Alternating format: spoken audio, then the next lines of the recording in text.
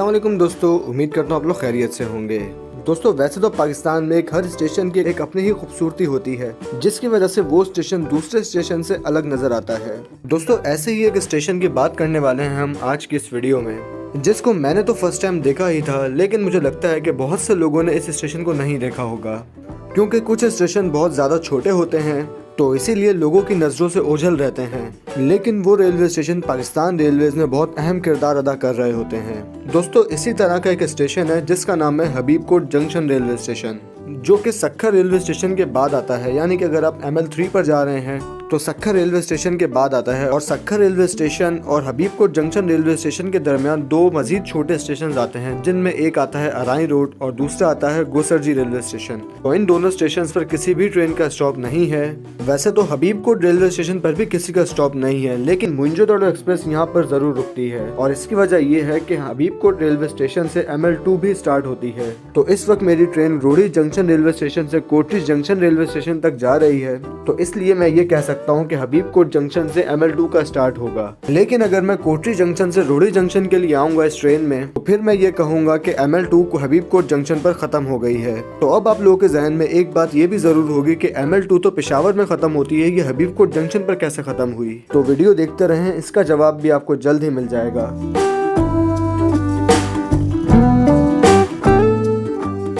इसी के साथ ही दोस्तों मैं हूं इस वक्त रोड़ी जंक्शन और कोटरी जंक्शन के दरमियान चलने वाली 214 डाउन मोइंजोदड़ो एक्सप्रेस में, जिसकी लीड पर लगा हुआ है आज GMU 154816। और इस वक्त मैं लास्ट कोच में मौजूद हूं और हमारी ट्रेन कुछ ही देर में पहुंचने वाली है हबीबकोट जंक्शन रेलवे स्टेशन पर। तो चलें अब आप लोग भी लास्ट कोच से कुछ नज़ारे एंजॉय कर लें। लेकिन उससे पहले अगर चैनल अब तक सब्सक्राइब नहीं किया है तो वो भी सब्सक्राइब कर लें, और बेल आइकन का बटन भी दबाना नहीं भूलिएगा।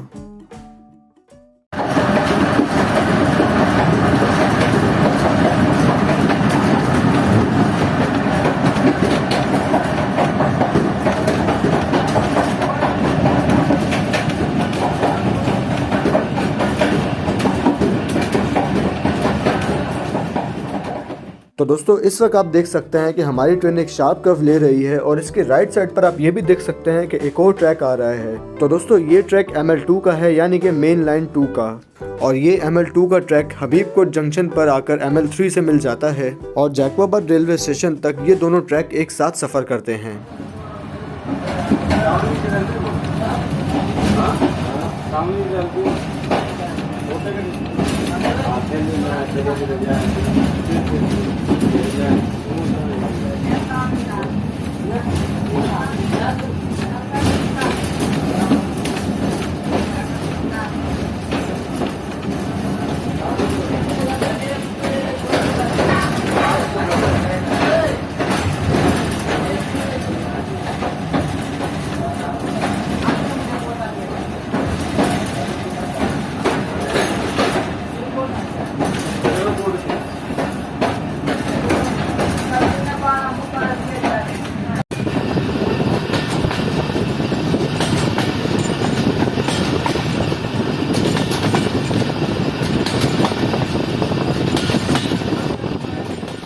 तो दोस्तों अब हमारी ट्रेन पहुंच रही है हबीबकोट जंक्शन रेलवे स्टेशन के प्लेटफॉर्म पर, और जो भी आपने पीछे राइट साइड से आने वाला ML2 का ट्रैक देखा था, अब हमारी ट्रेन पूरी शंट होकर उस ट्रैक पर जाएगी, और ये ML3 यानी कि रोहड़ी कोयटा लाइन को छोड़ देगी। इसी के साथ ही आपने देखा कि हमारी ट्रेन जिस डायरेक्शन से आई है ML2 का ट्रैक भी उसी डायरेक्शन में था। तो अब यहाँ पर हमारी ट्रेन अपनी पूरी ही डायरेक्शन चेंज कर लेगी। तो चलें अब आपको साथ में शंटिंग भी दिखाते हैं, और फिर हबीबकोट जंक्शन रेलवे स्टेशन की खूबसूरत बिल्डिंग भी।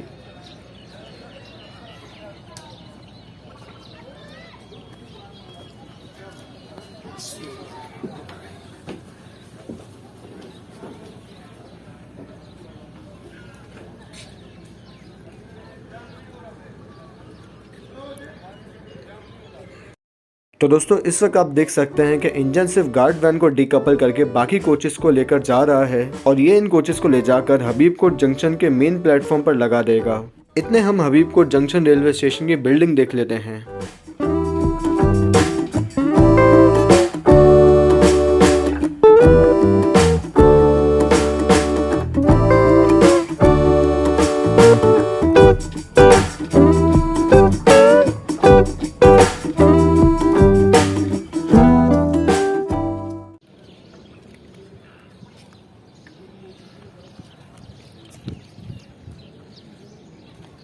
तो दोस्तों ये है हबीबकोट जंक्शन रेलवे स्टेशन की बिल्डिंग, जो कि मुझे काफी यूनिक लगी और मुझे बहुत पसंद भी आई। हालांकि ये काफी सिंपल बिल्डिंग थी, लेकिन इस बिल्डिंग में जो ये सेंटर में ब्रिज बना हुआ है, ये इस स्टेशन की बिल्डिंग को बाकी दूसरे स्टेशन की बिल्डिंग से बहुत ज्यादा मुख्तलिफ बना रहा है। इसी के साथ ही दोस्तों हबीबकोट जंक्शन रेलवे स्टेशन 3 प्लेटफॉर्म्स पर मुश्तमिल है।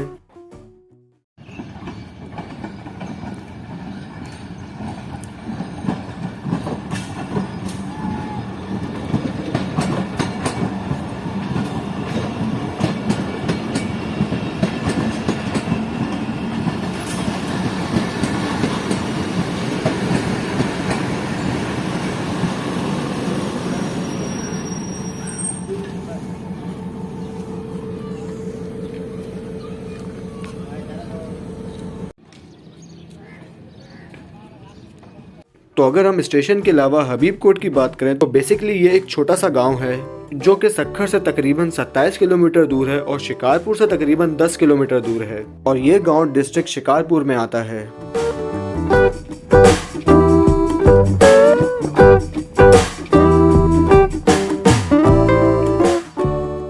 इसी के साथ ही जैसा कि आप लोग जानते हैं कि ट्रेन्स काफ़ी सस्पेंडेड हैं, तो इसीलिए यहाँ पर पूरा दिन में तकरीबन सिर्फ 6 पैसेंजर ट्रेन्स जाती हैं अप एंड डाउन के मिलाकर, जिनमें जाफर एक्सप्रेस शामिल है, सक्खर एक्सप्रेस शामिल है और मोइंजोदड़ो एक्सप्रेस शामिल है। जबकि इन दोनों ट्रेन्स का यहाँ पर स्टॉप नहीं है और सिर्फ मोइंजोदड़ो एक्सप्रेस ही यहाँ पर रुकती है। इसके अलावा बुलान मेल और खुशहाल खान खटक एक्सप्रेस भी यहीं से गुजरती हैं, लेकिन फिलहाल वो दोनों ट्रेन सस्पेंडेड हैं।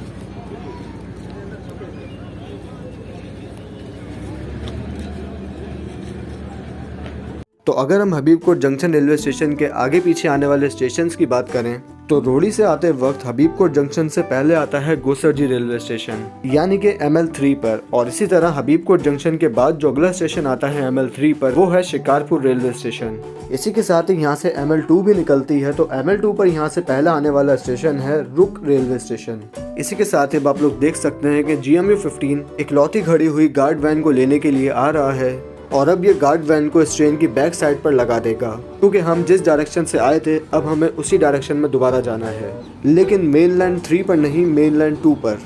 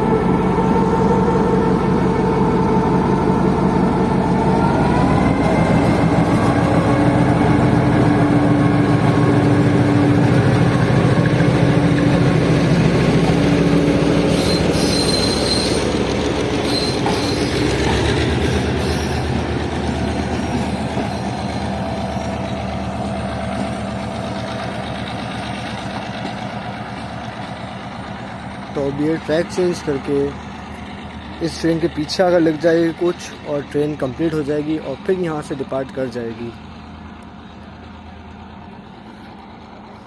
जबकि देखना ये है कि क्या इंजन कोटरी तक हमें ऐसे ही LHF मोड में लेकर जाता है या इसका डायरेक्शन चेंज किया जाएगा आगे किसी स्टेशन पर। चलें ये भी देखेंगे, क्योंकि मैं इस रूट पर फर्स्ट टाइम ट्रैवल कर रहा हूँ, इसलिए मुझे नहीं पता। देखते हैं आगे क्या होता है।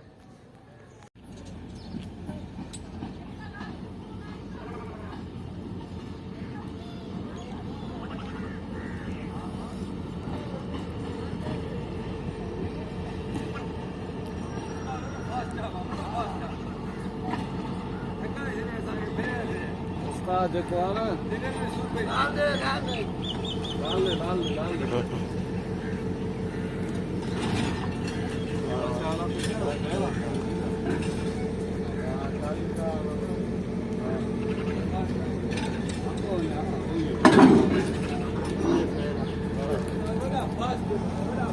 तो अब ये ट्रेन कंप्लीट हो चुकी है और अब इंजन यहाँ से डीकपल होके फ्रंट पर आके लग जाएगा। तो पूछने पर मुझे मालूम हुआ कि हबीबकोट जंक्शन रेलवे स्टेशन पर एक टर्न टेबल भी मौजूद है। तो मुझे ये जानकर काफी हैरानगी भी हुई कि एक ऐसा रेलवे स्टेशन जहां पर जंक्शन होने वाली तमाम सहूलियात मौजूद हैं, लेकिन फिर भी वो एक रेल फैन की नज़र से कैसे उछलता। और बहुत से लोगों की नज़र से ये अब भी उछल ही होगा और बहुत से लोग इस स्टेशन को मेरी तरह पहली बार देख रहे होंगे। तो चलें अब हबीबकोट जंक्शन रेलवे स्टेशन का टर्न टेबल भी देख लेते हैं।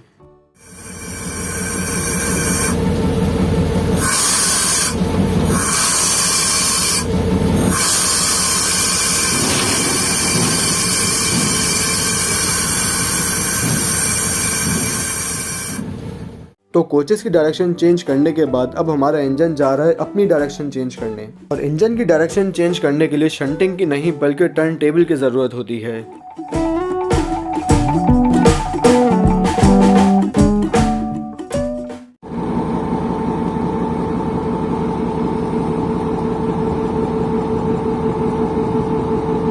तो अब आप देख सकते हैं कि अपनी डायरेक्शन चेंज करने के बाद अब हमारे इंजन जा रहा है ट्रेन के फ्रंट पर लगने। और फिर अब हम यहाँ से मेन लाइन 3 को छोड़ देंगे और मेन लाइन 2 पर चलने लगेंगे।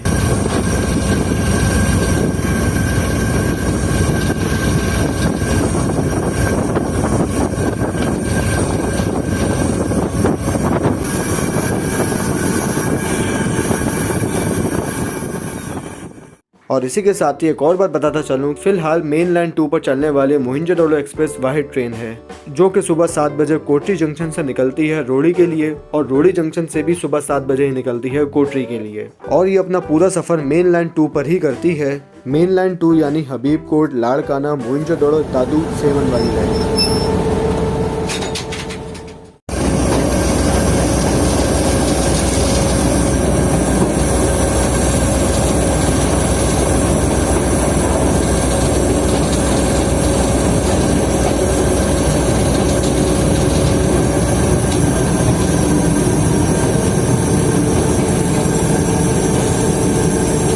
तो दोस्तों अब वक्त है एक खूबसूरत से रेलवे स्टेशन को अलविदा कहने का। तो इस वक्त हमारी 214 डाउन मोहिंजोदड़ो एक्सप्रेस निकल रही है हबीबकोट जंक्शन रेलवे स्टेशन पर, कि जहां पर आपने देखा कि हमारे इंजन ने कितनी ज़्यादा शंटिंग की है यहाँ पर, और पूरी ट्रेन की डायरेक्शन चेंज करने के साथ साथ अपनी डायरेक्शन भी चेंज की है, क्योंकि अब यहाँ से हमें उसी डायरेक्शन में जाना है जिस डायरेक्शन में हम यहाँ पर आए थे। और मेरी ट्रेन के लिहाज से यहाँ से हमारी ट्रेन ML2 पर चढ़ जाएगी। तो अब आप लोग तो ज़रूर ये सोच ही रहे होंगे कि ML2 तो पेशावर तक है, ये हबीबकोट जंक्शन तक कैसे? तो इसका जवाब भी आपको आगे मिल जाएगा। जल्दी क्या है, थोड़ा ट्रेन का डिपार्चर तो एंजॉय करें।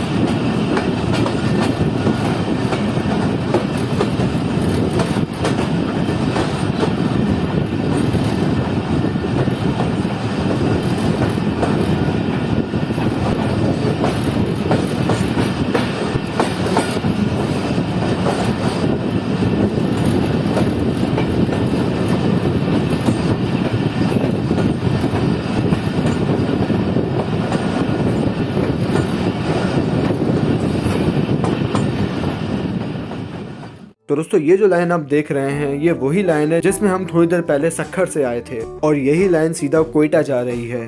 जबकि हमने हबीबकोट जंक्शन में कोयटा जाने वाली लाइन को छोड़ दिया और अब हम कोयटा की अपोजिट डायरेक्शन में कोटरी जाने वाली लाइन यानी कि ML2 वाली लाइन पर चढ़ चुके हैं। तो दोस्तों यहाँ पर सीन कुछ ये है कि हबीबकोट जंक्शन रेलवे स्टेशन पर ML2 और ML3 लाइंस मिल जाती हैं और ये हबीबकोट जंक्शन से लेकर जैकबाबाद जंक्शन रेलवे स्टेशन तक ML3 लाइन ही चलती है और फिर जैकबाबाद जंक्शन रेलवे स्टेशन से दोबारा ML2 रेलवे लाइन का स्टार्ट होता है और फिर वही लाइन डेरा गाजी खान से होती हुई पेशावर तक जाती है। तो उम्मीद है कि आप लोगों को बात समझ आ गई होगी और अगर समझ नहीं आई तो आप लोग मुझे कमेंट कर सकते हैं और इंस्टाग्राम वगैरह पर मैसेज कर सकते हैं, जहाँ पर मैं आप लोगों के किसी भी सवाल का जवाब देने के लिए हाजिर होऊंगा। इसी के साथ ही दोस्तों इस रूट पर आने वाला हर स्टेशन मेरे लिए एक नया रेलवे स्टेशन था। चूँकि मैंने इस रूट पर पहली बार सफर किया था तो हर स्टेशन का एक नया नाम था, एक नई लोकेशन थी और मुझे ये लगता है कि बहुत से लोगों ने ये तमाम स्टेशंस नहीं देखे होंगे। तो इसीलिए मैंने सोचा है कि मैं हर थोड़े दिन बाद इस रूट पर आने वाले स्टेशंस की कोई ना कोई अलग अलग वीडियोस शेयर करता रहूं, ताकि मेरे साथ साथ आप लोग भी वो तमाम स्टेशंस, वो तमाम जगहें सही से देख लें जो कि मैंने भी फर्स्ट टाइम देखी थी और मुझे काफ़ी यूनिक लगी थी। तो दोस्तों इस वीडियो में बस इतना ही था। उम्मीद है कि आपको वीडियो पसंद आई होगी। अगर चैनल अब तक सब्सक्राइब नहीं किया है तो भी सब्सक्राइब करें और बेल आइकन का बटन ज़रूर दबाएँ। आपसे बात होगी इंशाल्लाह मेरी आने वाली नेक्स्ट वीडियोज़ में। तब तक के लिए अपना ख्याल रखिएगा। अल्लाह हाफिज़।